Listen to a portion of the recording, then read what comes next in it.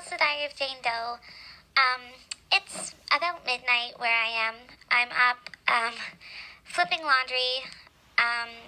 Everybody else is in bed and asleep. And I wanted to pop on and talk a little bit about the things that we do as mamas that are maybe tiring or inconvenient. The late night loads of laundry.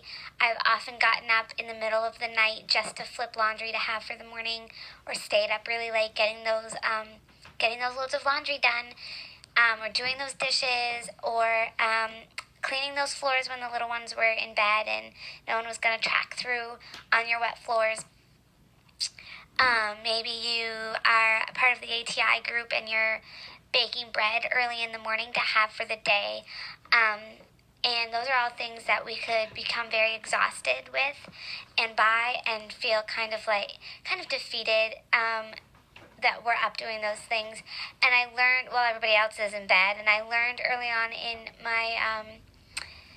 my role as a mom and as a wife, that every task that we do for our husbands and every task that we do as a mom to serve our families is a way that we're serving God.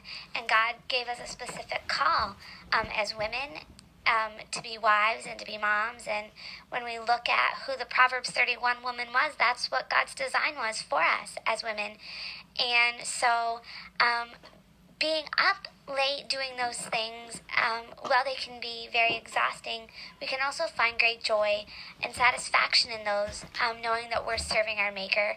God wants us to live fulfilled lives. God wants us to be joyful in all things, and being joyful in those monotonous tasks as moms and as wives is something He wants for us. And as we begin to shift our focus from it just being a task, and it being a way that we're serving, and we're serving the Lord and we're serving our families, it helped me have a greater sense of purpose, and helped me to have far more joy in those tasks, because I realized that they were following out God's great commission for me as a wife and as a mom.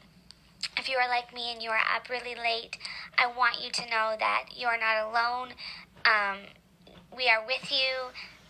Your sisters across the continent are up with you, probably doing similar things, and God is looking down on you and is smiling, and He's granting His favor towards you as you do the things that He's called you to do, and as you do them with joy.